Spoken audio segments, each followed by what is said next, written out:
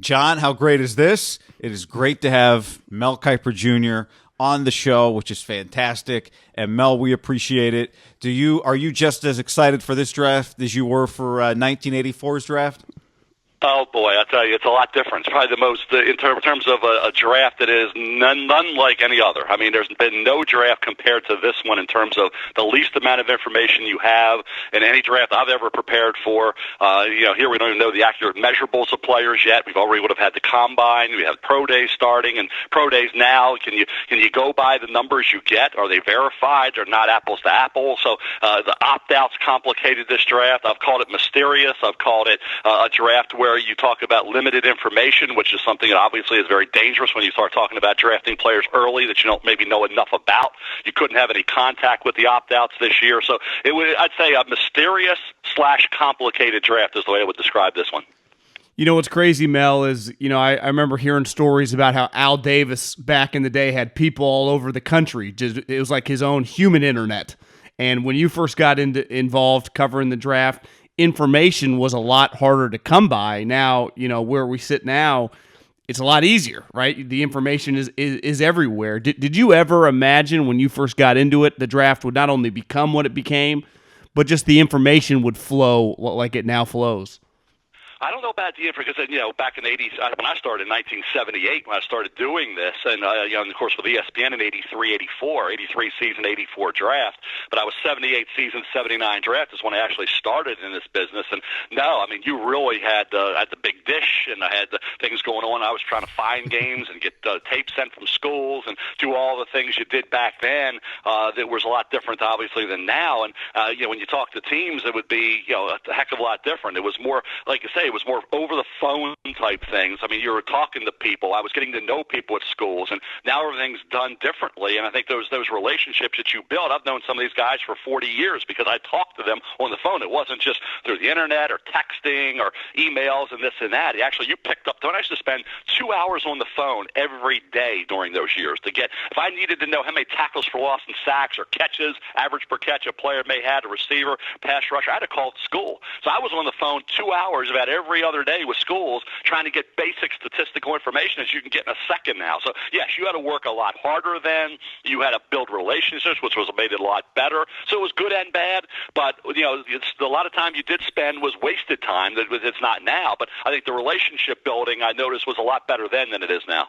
When I was at Cal Poly, Mel, when Chris Gokong was coming out, I was walking through the SID's office, and I vividly remember Eric Burdick got a call, and it was Mel Kiper Jr. on the phone asking information about Chris Gokong. This wasn't even that long ago. This was 15 years ago. Yeah. I mean, that's what you did, and that's what I always did. But I still do. I still do it. I'm still old school, and I'll still call schools in August and talk to them and try to get stuff that you didn't know. And I always like to have them rank guys and who do they think some of the young guys are, so you can get a beat on those guys before they're stars, before they're national names, and you can chart their progress, not just worry about the final year when they come out for the draft. So I'd always had a way of doing that, which I thought was good for also all the other shows you do during the course of the year that aren't even about the draft. And we do college football and NFL stuff all year, and it's not always related to the draft. So when you start talking about teams in August, September, it's good to know who those young guys are, some of the JUCO kids coming in, who they were. And the calls in August and July or something I always do. I find I get most of the work done, a lot of my work done in May, June, July, and August when the phones weren't ringing crazy. You can sit back and look at games, look at players, and relax and get a good head start on the season. Well, I mean, this last year, I'm sure you had coaches and team personnel. Sometimes they probably had plenty of time to talk. They just didn't have much to talk about. Some of these teams out here on the West Coast played 4 games, and the coaches spent all their time on Zoom. What do you think? And John and I have talked about this for several months, trying to wonder, ultimately, when we arrive at the draft, will teams value these picks in a different way than they have in past years? What do you think is being missed most, will be missed most, by the time we get to this draft in terms of the evaluations? I think the thing is, how do you compare an opt-out to a player who went out and performed all year? And we have battles at various positions. A Caleb Farley, Virginia Tech, against a Patrick Surtain from Alabama. A Gregory Rousseau, Miami defensive end, against a Jalen Phillips, who came out of Miami this year as a defensive end, actually took his number. How do you deal with those guys that didn't play as opposed to the guys that did play? I mean, you had maybe 7 or 8 first-rounders who opted out. A Joe Tryon needed another year at Washington, didn't play to really develop his skills. I said the same thing about Rousseau. I'd love to see Rousseau back up what he did in 2019 with another great year, work on his takeoff, work on using his hands better, all those things that you needed to do with Tryon as well. Very super raw, incredibly raw, needed another year. So are you going to gamble on those guys that with another year could have been really highly regarded, but you like what you saw in the one season, you didn't have a year to build on it? How do you deal with those guys? Do you push them down a little bit? Do you side with the guys who played as opposed to the guys that didn't if it's a close call in terms of their final rating? What happens in the 3rd or 4th round? Do you look at, okay, I'd rather have a pick next year.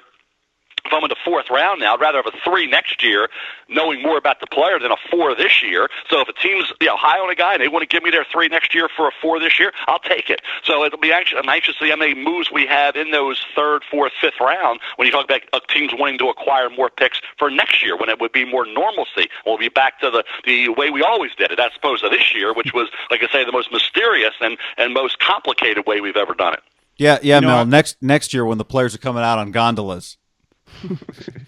Yeah, exactly. We'll be in. Hopefully, I don't know if we'll be in Cleveland. We're scheduled to be in Cleveland this year, which will be back to the way the draft was after being virtual last year, and of course Las Vegas next year, the year for 2022. But it's interesting you brought up next year because I really thought like a Trey Lance could have played this year and been in the 2022 draft and then maybe been the number 1 overall pick. So there's a guy, and I said this in the last month or so, that there's the most fascinating prospect I've ever graded is Trey Lance. I mean, what do you go by? You're going by 2019.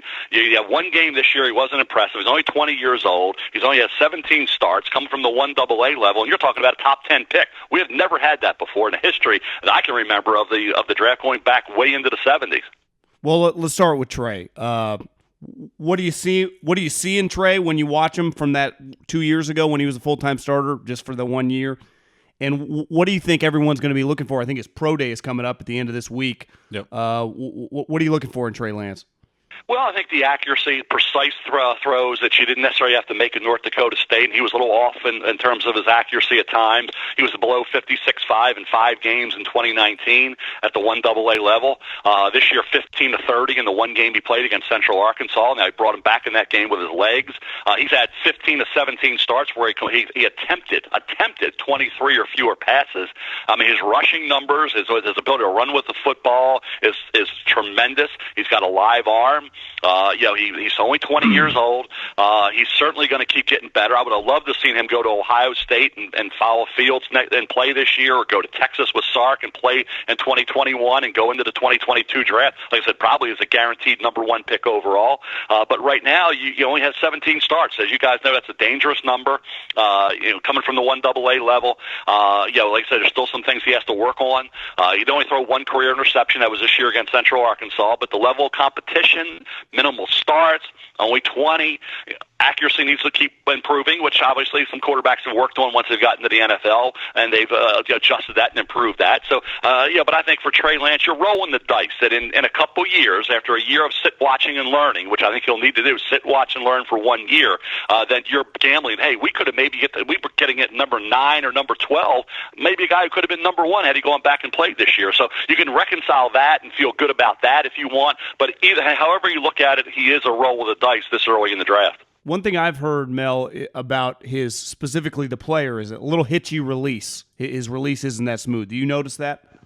A little bit. I think that's something you can work on, and I think obviously he's under center. He's doing his things, running around. He seemed always to be a guy who responded to tougher situations. At least even in that environment at the 1AA level, he had like 3 or 4 close games, and the game against Central Arkansas this year was close. So mechanically, I thought he had a live arm. I thought the ball jumped out of his hand. I thought he could make any throw you wanted to make. I'm not that concerned. To me, that type of thing, Bill Polian always told me, don't worry about that. And that was something that you look at. You say, you don't want to affect that. You don't want to alter that. It's the feet working with obviously everything that goes into throwing a football, and being loose with his accuracy at times is something I think he definitely needs to improve. And his ball placement and his being precise, that needs to improve. But that's something I think you look at and you say, another year. What would another year of playing a full season have done for him?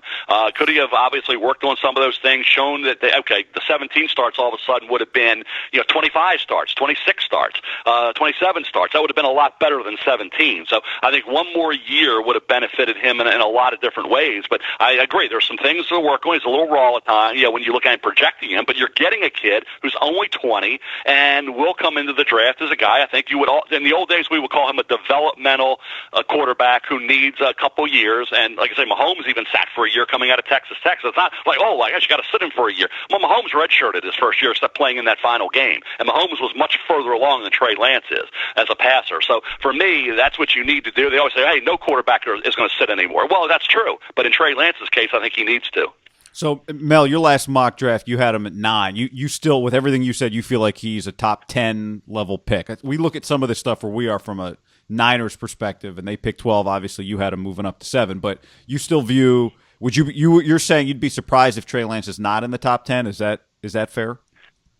I think it's fair. I think 12 would be as far as I could drop him. I thought going up to get Fields, who played at Ohio State, played at a much higher level of competition, obviously, had a great year in 2019. This year with the COVID interruptions, I think that affected him in a couple games.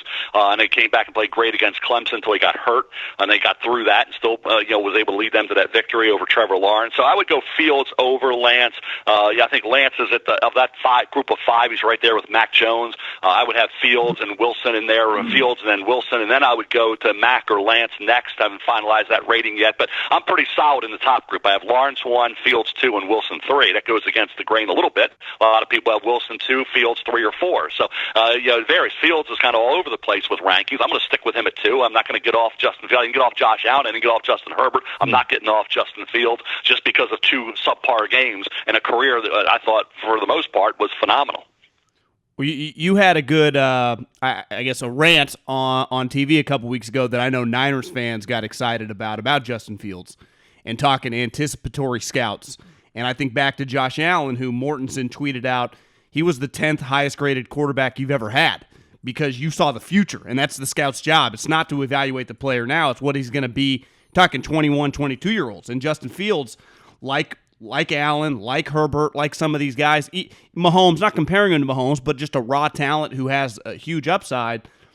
Is that fair to say that you think Justin Fields, you get a guy like Kyle Shanahan, the sky's the limit? I do. I think with his speed, he's going to run in the 4.4 range, and his passion for the game. He loves the game of football. He studies the game hard. I think all those things could lead to Justin Fields in the right environment. That's the key for a lot of these guys. And we always forget. It always goes back, and you know this. It always goes back to the scouts and the evaluators. How about the coaches or the system? And nobody ever talks about that enough. They always say, well, the coach helped them. But how about the coaches can be a detriment at times, not going to the right situation, not having stability or continuity. So it's always on the scouts. They blew it. They didn't get it right. Well, sometimes these quarterbacks would have been somewhere else instead of where they went. I always say, what would Dan Marino's career look like if he had gone to the Detroit Lions instead of fullback James Jones, who they took? He ends up going to Don Shula and the Miami Dolphins at the end of the first round. What would have happened? Because I can tell you this, Paxton Lynch almost was a Kansas City Chief. They tried to move up to get Paxton Lynch, and next year they got Patrick Mahomes. Well, guess what? If they would have gotten Paxton Lynch, they wouldn't have drafted Patrick Mahomes. Patrick Mahomes wouldn't have been a Chief. So how history changes everything. I always say, what would Nick Saban's career have been in Miami had he signed Drew Brees instead of Dante Culpepper and brought in Culpepper? So, Brees probably would have been winning, and maybe Nick Saban would have never been at Alabama. So history could have been rewritten if certain things could have happened. And certainly with some of these quarterbacks over the years, had they gone to the right situation, they might have had a better opportunity. And some of these kids that hit well maybe went to the perfect spot. So that's what you hope with Shanahan. And if you're a quarterback going to Kyle Shanahan, you feel like you got if you're going to be good, that's a pretty good place to say, I got my best opportunity for success. How would you rank coming out? I know you love Josh Allen, but just Josh Allen, Herbert, Fields. Would you put him in that class of just raw tools? Yeah, I think Josh was I thought underestimated for this reason. I said this back in August before his final year at Wyoming. He had lost his center Chase Roulier, Brian Hill, their running back, Jacob Hollister, their tight end, and Tanner Gentry, wide receiver, all of whom played in the NFL. 3 are still playing in the NFL. Gentry had a shot and stuck with the Bears for a couple of years. So again, you're talking about some studs around a quarterback at Wyoming. You lose those guys, you cannot reload. Craig Bowl wasn't able to just fill in with those guys that are going to be NFL caliber stepping in. So they went to Iowa that first game, and he didn't have those guys. They were getting the NFL, and Josh struggled. But you're a quarterback. A quarterback can only be as good as the people around him, especially against much better opposition. And people were saying, "Oh, look how horrible he looked against Iowa and a couple other games." Well, he didn't have anything. And what impressed me with him was when they lost 2 games at the end of the year against bad teams, he didn't play. He had the shoulder injury. He comes back for the bowl game when he didn't need to, and he leads them to an easy victory. So he was the difference maker with that team. Yes, he needed to work on some things, which he did. That's coaching. That's what Brian Daboll and Ken Dorsey did for him. And adding Stephon Diggs really helped. But he had made progress prior. Just it was all Diggs. Josh had made big progress from year 1 to year 2 that went unnoticed by a lot of people. But in terms of Justin Herbert, I made a call out there. A guy I had known for, again, relationship building. I had known this guy for 30 years. He was close to the program. I said, what's Justin Herbert? He'll say he's shy. He's not the great leader.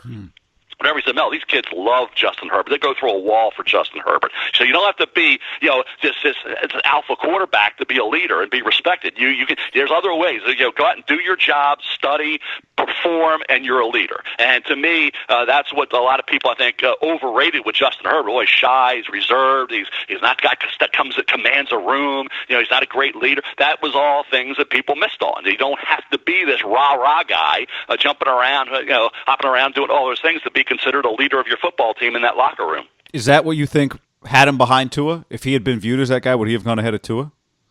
I don't think so. I think with Tua, it was almost like the people locked in. And Tua still, obviously, this year is going to be a different quarterback. Tua, I thought, should have medically redshirted. I mean, coming off that hip, he was only 8 months removed from that serious, significant surgery when they put him out there at Miami this year to play. And people are talking about his lack of arm. I mean, how are you going to throw the ball as well as you did prior to the injury when you got all those issues from, especially that hip coming back from? So I think you will see a different Tua in 2021 than you saw in 2020. At least he got out there and he played. He saw NFL defenses, and maybe that will benefit him. I would have medically redshirted him for a year. I said that back last April. But I think Tua is still to be determined. I mean, Justin looked great, and no question about it. Justin Herbert was magical out there. What you saw from him, you haven't seen much from young quarterbacks. I mean, what Marino did after Game 6 his rookie year was unbelievable. What Justin Herbert did was beyond belief. I mean, it was just phenomenal. So I think that's where you say for the Chargers, they know they have the right guy. That's why I think to step in there as a new head coach and have Justin Herbert. Now, you're in a division with Mahomes, you're in a division with Carr. Denver's got to figure it out. But hey, you got Mahomes, well, we got Herbert, and we think we can match you point for point. So that's a pretty good spot to be in for the Chargers moving forward. Okay, Zach Wilson, I think we all know the level of competition is a question mark, but the thing I've heard in NFL circles is the size, and he's closer to 200 pounds. And you talk Fields, Lawrence, I mean, those guys are big, strapped athletes. Does that concern you with Zach Wilson, the size? Yeah, I think he had the shoulder surgery in 2019, January of 2019. He had the thing that also he worked on and he improved. I give him credit for this. His pocket awareness was iffy. I mean, he had some games where he would be loose with the ball. He had 4 fumbles, 3 lost. He had some bad interceptions. He just was not sensing and feeling things the way you needed to, and he improved a lot this year. Now, he had all day in some games. I mean, they were routing teams. They was pitch and catch. Like I said, he was playing cupcake after cupcake. I said, hey, his sugar levels should have been through the roof with all the cupcakes they played because it was just ridiculous. Week in and week out watching them just run. Now, they had a couple close games along the way. The Coastal Carolina game they lost. They didn't score in the second half after having a lead at halftime.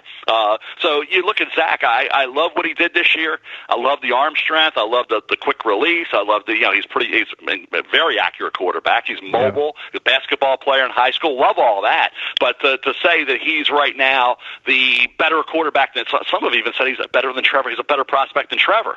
I think that's going way too far. For me, everybody has a right to their opinion, and if they want to believe that, fine. I can disagree with it. I respect it, but to respectfully disagree. I think we always see that. Meyer, Bledsoe, when they came out, we saw Manning, Peyton Manning, and Ryan Leaf. That was a split, as you guys know, around the league on that one. But even when you go back to Andrew Luck, RG3, some liked RG3 at the end of the process a little more than Peyton than Andrew Luck. So again, we always seem to have this when the top quarterback, the other guy, maybe some people like a little bit better. order. But for me, I still stick, as I said earlier, with Justin Fields 2, I'll put Zach in at 3 in terms of the quarterback rankings, and then Mac Jones and Trey Lance vying for that 4th, 5th spot with Kyle Trask from Florida, a solid 6th overall. So when you watch Zach Wilson, Mel, some of the plays that get made, back to your cupcake comment, do you watch a lot of it and think, I don't know if this translates to the NFL? Do you watch some of it and think, I don't know if this translates? How much of it is in question when you watch his gameplay?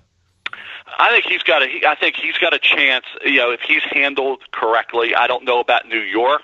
I mean, think about the pressure coming in 1 year of greatness at BYU against that schedule. People talk about Trey Lance's schedule. BYU had a really easy schedule. Now, it's not a 1AA schedule, but for a 1A schedule, that was pretty easy. And I mean, Coastal Carolina was the best team they played. So they lost that football game, and they didn't score a lot of points.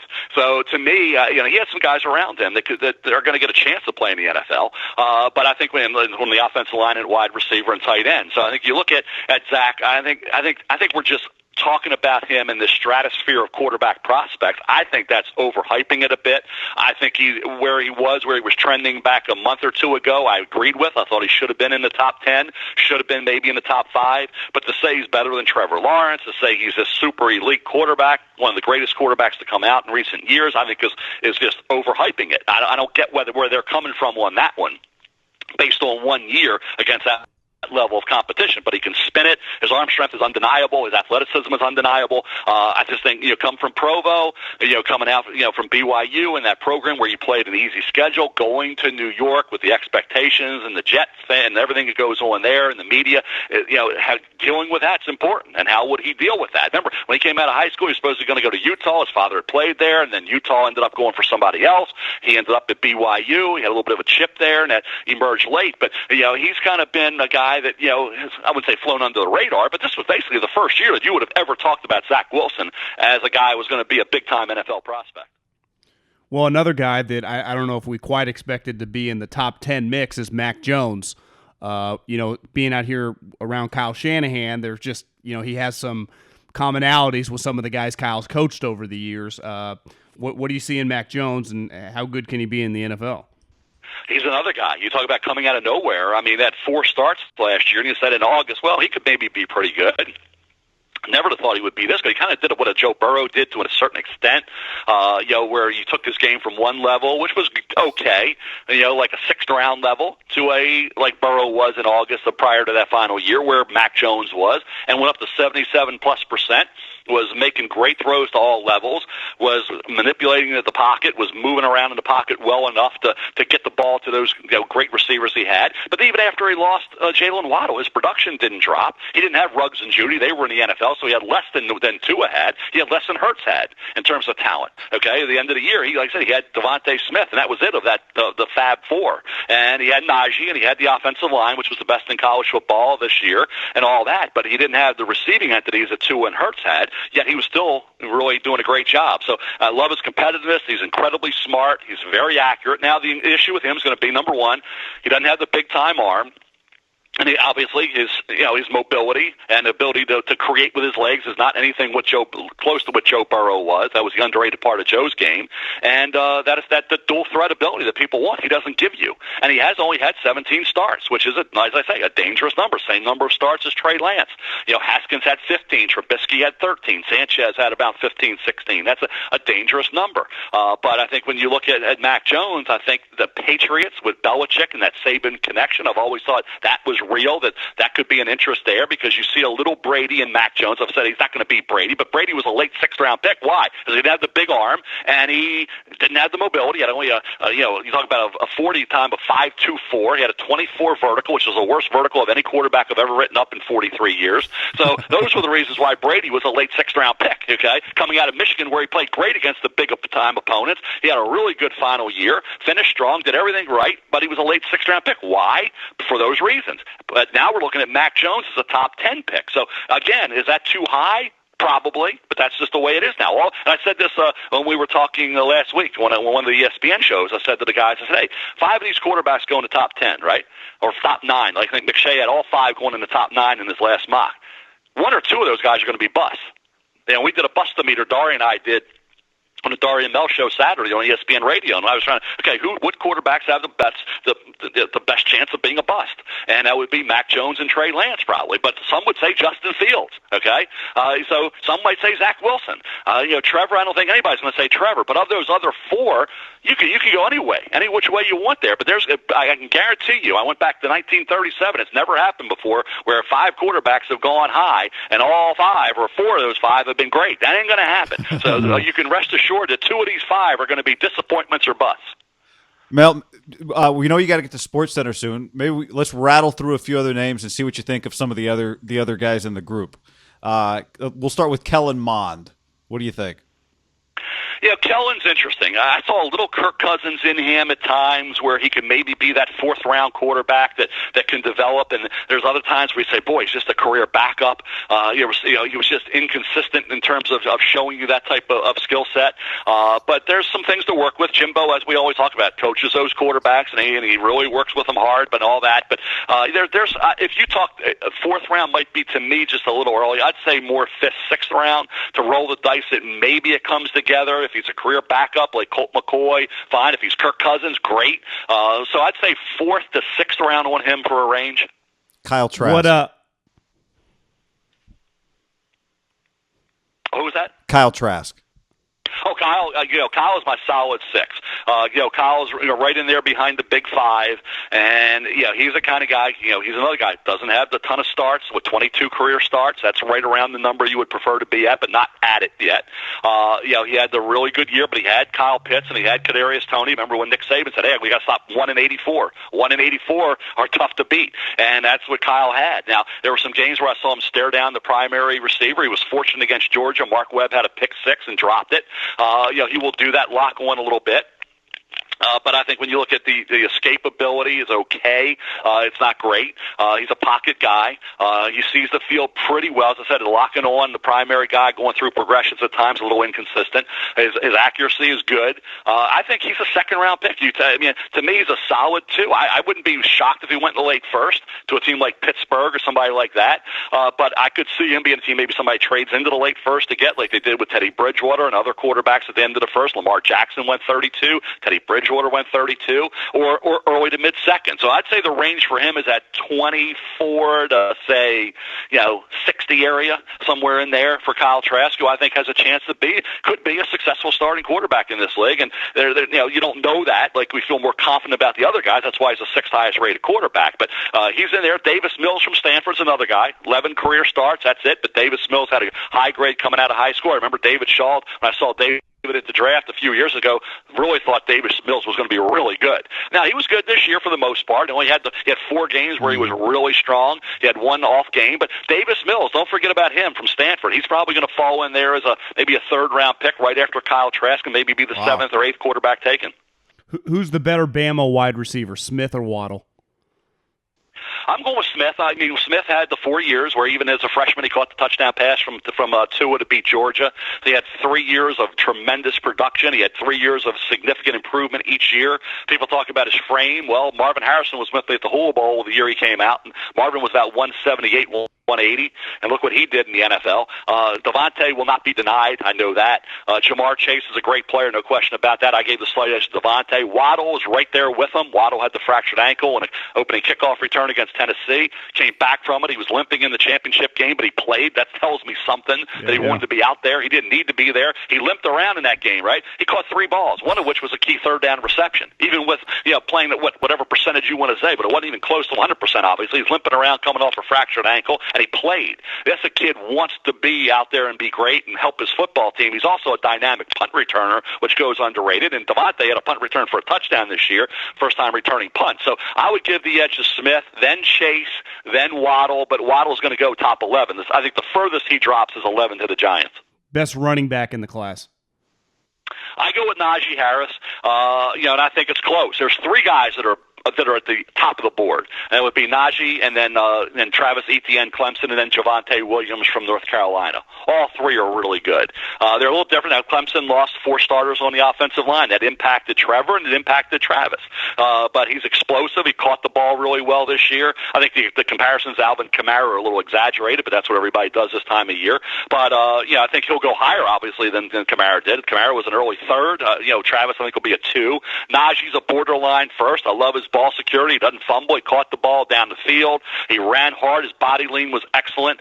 He improved overall in terms of getting through traffic and staying on his feet and keeping his balance. He improved. All those Alabama kids stayed for a reason. They wanted to win a national title, and they wanted to improve as a football player. And those kids that stayed did both those things. Improved their skill set, improved their rating, and also won a championship. So I give them total credit. So I would go Najee 1, Travis Etienne 2, and then don't forget about Javonte Williams. He broke more tackles than any running back in college football this year. He had a great season. I did have Michael Carter there, who's going to probably be a third-round pick helping him out. But I have a solid early to mid-second-round grade on Javonte Williams. When people see the preeminent draft analyst of the last 4 decades on the street, what do they say to you most?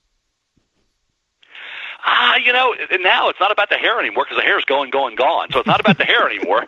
So, the hair is gone. I don't know. I hear Jimmy Clausen a little bit. I'll get Jimmy Clausen thrown at me because I was one of the quarterbacks I liked who didn't pan out. So I always get and Dari Noka, my co-host on Saturday, always brings up Jimmy Clausen to me. So I guess I'll never live that one down. But, I think that basically that's it. The hair and then Jimmy Clausen is usually the things that I get. Never positive, right? Always negative, but that's just the way it is, You still talk to John Gruden? Oh, yeah. John and we text more so. Again, everybody says, I guess I do talk to him. I remember I talked to my daughter when I said, oh, did you talk to this one or that? Oh, yeah, I talked to them. And I found out they were texting. I never got the concept of talking is not texting, guys, okay? Talk to somebody means on the phone. So John and I text a decent amount during the course of the last few years since he's been there. Mike Mayock's always been a good friend of mine, and those guys are building that team. What they need to do with the Raiders, and more than anything, is stay healthy. They've had terrible luck with injuries, particularly the defensive side. They've used a lot of draft choices on defense, but they haven't had those guys out there together for an extended period of time. That's what they need. They need Abram and Mullen and Damon Arnett and Crosby and Farrell, and then draft some linebackers that can cover and tackle in space. I think Jeremiah Owusu-Koramoah would be a nice pick coming out of Notre Dame, but they need another linebacker or two. The offensive line should be okay. Obviously, get Ruggs up to speed, get him to keep improving, and with Jacobs and with Carr and Waller in that group. Yeah, add another receiver and add a couple linebackers and maybe a safety to help out Jonathan Abram. I thought Trayvon Merrick from TCU would make sense, but they're not that far away. I mean, they are not that far away. If they can get some good luck on the injury front, have a solid draft, I think they can certainly be a wild card team next year. Mel, we'll let you get to one of the, I'm sure, 30 other things you got to do today. You're going on TV in 3 minutes, so we appreciate it. Thanks, Mel. No problem, guys. Had a great time. Enjoyed it, man. Take care.